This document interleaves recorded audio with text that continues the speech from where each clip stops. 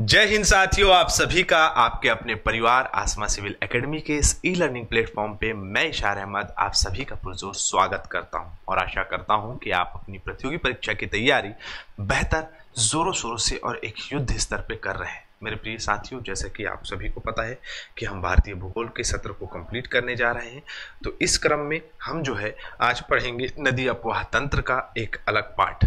मतलब कि हिमालयी नदियों में हमने सबसे पहले सिंधु नदी को पढ़ा, सिंधु नदी के बारे में हमने क्वेश्चंस किए, उसके बारे में जानकारी प्राप्त की और जो एग्जाम ओरिएंटेड थिंग्स होते हैं उसको अपने मनस पटल पे संजोया है।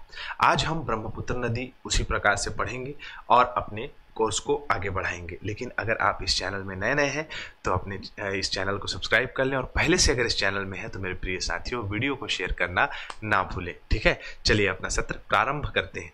आज की पॉजिटिविटी है, सीढ़ियों की जरूरत उन्हें है जिन्हें छत तक जाना है, मेरी मंजिल तो आसमान है, रास्ता भी खुद ही बनाना है। जैसे कि वर्तमान में ऐसा नज़र आ रहा है कि ज़्यादा लोग एफर्ट नहीं लगा रहे हैं, लेकिन जैसे नोटिफिकेशन आएगा, नापजोक होगा, अपने आप पढ़ाई की स्पीड बढ़ जाएगी।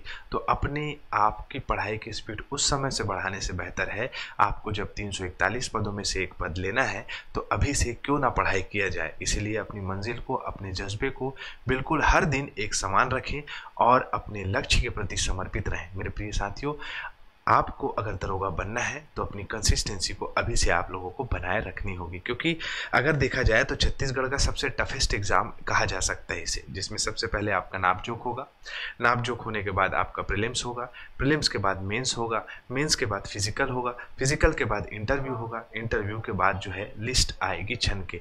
तो मेरे प्रिय साथियों, अपनी कंसिस्टेंसी और अपने आप को डिसिप्लिन रखिए। ठीक है, हल्का फुल्का फिजिकल करिए, ज़्यादा नहीं, मतलब एकदम ज़्यादा हेक्टिक एथलीट जैसा वर्कआउट नहीं करना है।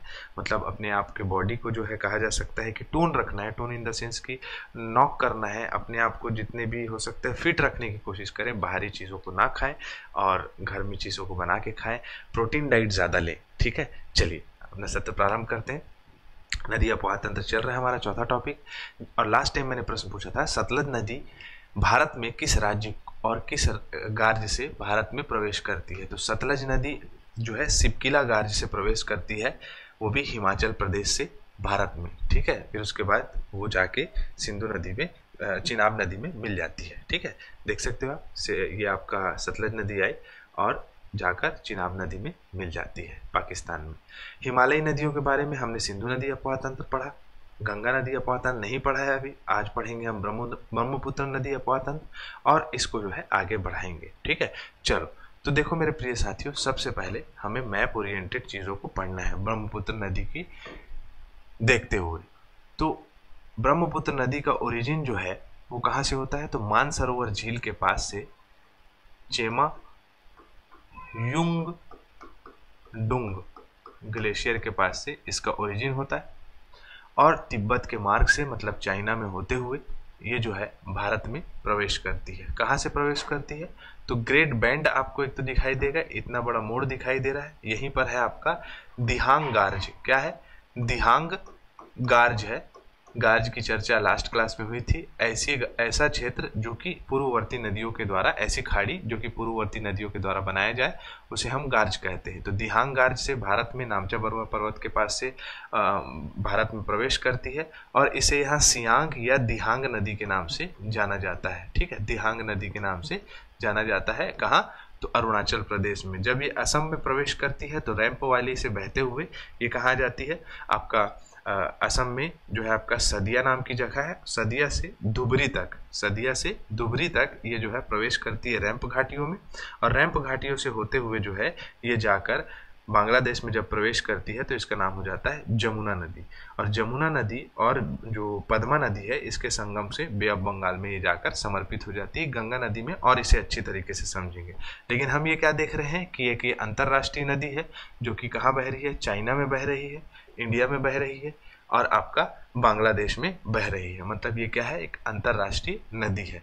इसकी कुल लंबाई की बात करें तो टोटल इसकी कुल लंबाई है 2900 किलोमीटर और भारत में ये कितना प्रवाहित होती है, तो 916 किलोमीटर भारत में प्रवाहित होती है। ये पता होना चाहिए हमें। ठीक है, और ब्रह्मपुत्र नदी पे आपको असम में एक जगह मिलेगा जिसे हम माजुली द्वीप के नाम से जानते हैं। ये विश्व का सबसे बड़ा नदी द्वीप है। क्या है, नदी द्वीप है ये, ठीक है, नदी द्वीप है, विश्व का सबसे बड़ा। असम सरकार ने इसे जिला घोषित कर दिया है, ठीक है, और रेत माफियाओं के द्वारा ये धीरे धीरे छटते भी जा रहा है। तो अब हम इसको थ्योरी को कंसेप्ट को समझते जाते हैं। देखो, ब्रह्मपुत्र नदी 3 देशों में बहती है, मैंने बताया, चीन, भारत और बांग्लादेश में। ब्रह्मपुत्र नदी हिमालय के उत्तरी भाग में बहते हुए आती है तिब्बत के पठार से, मानसरोवर झील से निकलती है जो चेमायुंगडुंग ग्लेशियर के नाम से जाना जाता है, ये चेमायुंगडुंग हिमनद ग्लेशियर से। तिब्बत में इसे सांगपो नदी के नाम से भी जाना जाता है, और इसे हम तिब्बत में सांगपो नदी के नाम से भी जाना जाता है इसे तिब्बत में, और यारलुंग जांगबो नदी के नाम से भी जाना जाता है, ठीक है। मैंने बताया नामचा बरवा चोटी के पास से, ग्रेट बैंड के पास से प्रवेश करती है, और अरुणाचल प्रदेश में वृहद हिमालय के पास से ये आती है, एक महाखड्ड बनाती है जिसको क्या कहते हैं हम, दिहांग गार्ज के नाम से जानते हैं। ये दिख रहा है आपको, यहाँ से ये बैंड हुआ, यहाँ से इसे सियांग नदी के नाम से जाना जाता है। इसमें दिबांग नदी, लोहित नदी और बूढ़ी दिहांग नाम की नदी आकर मिलती है। इसी क्षेत्र में मिलेगा आपको क्या, तो इसी क्षेत्र में मिलेगा आपको माजुली द्वीप, ठीक है। उसके बाद आगे आती है तो फिर दिहांग नदी इसमें मिलेगी, सुबनसिरी नदी मिलेगी, रंगा नदी मिलेगी, जिया भरेली मिलेगी, है ना, पिथमारी नदी मिलेगी, मानस मिलेगी, तिपकई नदी मिलेगी, धुबरी नदी बोलते हैं, धुबरी के तक के ये रैंप घाटी में बहती है। यहाँ पर होगा आपका सदिया से लेकर धुबरी तक, इस क्षेत्र में सदिया है, तो सदिया से लेकर धुबरी तक बहती है। धुबरी से जो है वो बांग्लादेश में प्रवेश करती है जिसे हम जमुना के नाम से जानते हैं। तीस्ता नदी भी जो है बांग्लादेश में आके मिलती है, किससे, तो आपका ब्रह्मपुत्र नदी से, ठीक है, या जमुना नदी में, ठीक है। चले आगे, मैंने बताया ब्रह्मपुत्र नदी अरुणाचल प्रदेश में प्रवेश करती है। अरुणाचल प्रदेश में इसकी सहायक नदियों के नाम मैंने बता दिए हैं, आप इसको मैपिंग करके बनाइएगा, ठीक है। सिंपल क्वेश्चंस पूछे जाते हैं। धुबरी से सदिया तक के ये जो है रैंप वैली में बहती है। रैंप वैली कैसा भाग है, थोड़ा सा उठा हुआ भाग, उसमें जो है ये प्रवाहित होती है, ठीक है। आगे बढ़े, अब है चीन में इसको क्या कहा जाता है, सांगपो नदी कहा जाता है, यारलिंग जांगबो भी कहा जाता है, अरुणाचल प्रदेश में दिहांग नदी कहा जाता है, और असम में ब्रह्मपुत्र नदी और बांग्लादेश में जमुना नदी, ठीक है।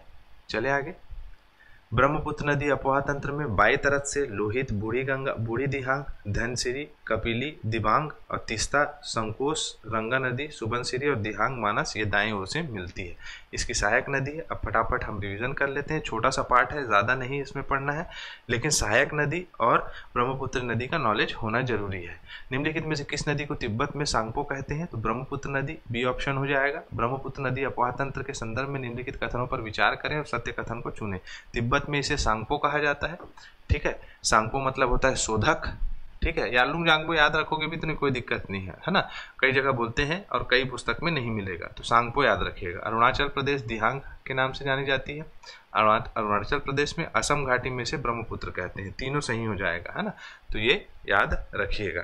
क्लियर, चलो अगला है बांग्लादेश में ब्रह्मपुत्र नदी किस नाम से जानी जाती है, बांग्लादेश में जमुना नाम से जानती है, यही पूछा जाता है अधिकतर, है ना, जमुना नाम से जानी जाती है। गंगा नदी आएगा तो इन लोग का पूरा कॉन्फ्लिक्ट बताऊंगा।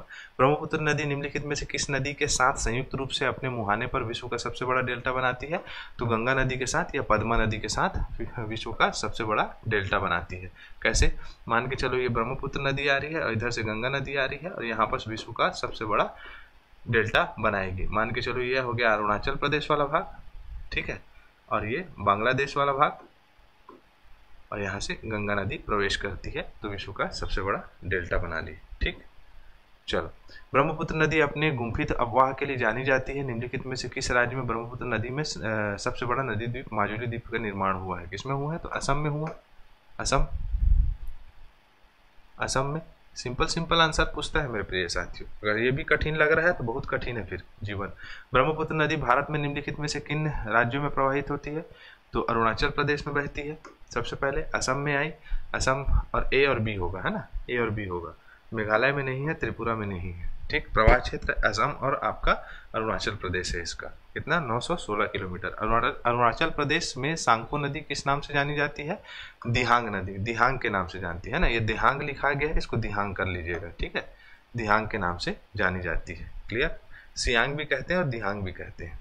दिहांग होगा किस स्थान पर ब्रह्मपुत्र के नाम से जानी जाती है, जैसे वो असम में प्रवेश करती है तो आपका सदिया से धुबरी, सदिया से ऐसे सदिया है, से आपका धुबरी, धुबरी के पास से जमुना ऐसे, और इससे पहले दिहांग, और यहां पर जो है इसको सांगपो। ठीक है, याद होना चाहिए। क्लियर, चले आगे। निम्नलिखित में से कौन सी नदी सदिया शहर से निकट दिहांग नदी से मिलकर ब्रह्मपुत्र नदी बनाती है? अच्छा, दिबांग और दिहांग, इसका क्या होगा? दिबांग और लोहित नदी होगा ना। दिबांग और लोहित नदी के साथ ब्रह्मपुत्र मिलती है जहां पर। आओ नक्शे में दिखाता हूं, पहले नक्शे में दिखाता हूं तब क्लियर होगा, ऐसे में नहीं होगा। क्वेश्चन थोड़ा टिपिकल है लेकिन इससे फर्क नहीं पड़ता है। क्या बोल रहा है प्रश्न? प्रश्न बोल रहा है कि कौन सी नदी सदिया शहर में आके मिलती है और दिहांग नदी से मिलकर ब्रह्मपुत्र बनाती है। देखो, ये है सदिया, यहां पर का हो गया बाबू, तोला काबर परेशान कर था। ठीक, चलो देखो, यहाँ पर जो है आपका लोहित नदी और दिबांग नदी, यहाँ पर माजुली द्वीप है, माजुली द्वीप के पास यहाँ पर मिलेगा आपको सदिया, सदिया के पास ये सियांग या दिहांग नदी के साथ मिलेगी दिबांग नदी, लोहित नदी, और यहाँ से जो है आगे बढ़ जाएगा क्या? यहाँ से बढ़ जाएगा आपका ब्रह्मपुत्र नदी। वही चीज़ पूछ रहा है उस प्रश्न में। ठीक है, चलो जादू दिखाओ। हाँ, ये वाला नीचे में लिख दिया है मैंने ताकि कंफ्यूज नहीं हो गया आप। क्या बोल रहा है? दिबांग और लोहित नदियाँ सदिया शहर के पास दिहांग नदी से मिलकर ब्रह्मपुत्र नदी के नाम से हम जानते हैं। क्लियर? तो क्या हो जाएगा? सी आंसर, दिबांग और लोहित। निम्नलिखित में से कौन सा ब्रह्मपुत्र नदी के बाएं तट से सहायक नदी है? चलो बताओ, बाएं तट से कौन सा है? संकोच है, लोहित है, बूढ़ी दिहांग है, कौन सी है ना? कौन सा बोल रहा है आपका? बाएं ओर से, बाएं मतलब लेफ्ट ट्रिब्यूटरी, है ना? तो कौन सा हो जाएगा आपका? क्या हो जाएगा? संकोच नदी नहीं है। बाकी बाएं से लोहित, बूढ़ी गंगा, धनसिरी, ये बाएं ओर से आने वाली सहायक नदियां हैं। क्लियर? इनमें से कौन सा शहर ब्रह्मपुत्र नदी के तट पर स्थित है? तेजपुर, गुवाहाटी, ए बी दोनों। तेजपुर भी है और गुवाहाटी भी है, तो ए और बी दोनों सही हो जाएगा इसका आंसर। ठीक है, ये असम के दो शहर हैं जो कि ब्रह्मपुत्र नदी पर स्थित है, गुवाहाटी और तेजपुर। ठीक है, चले आगे।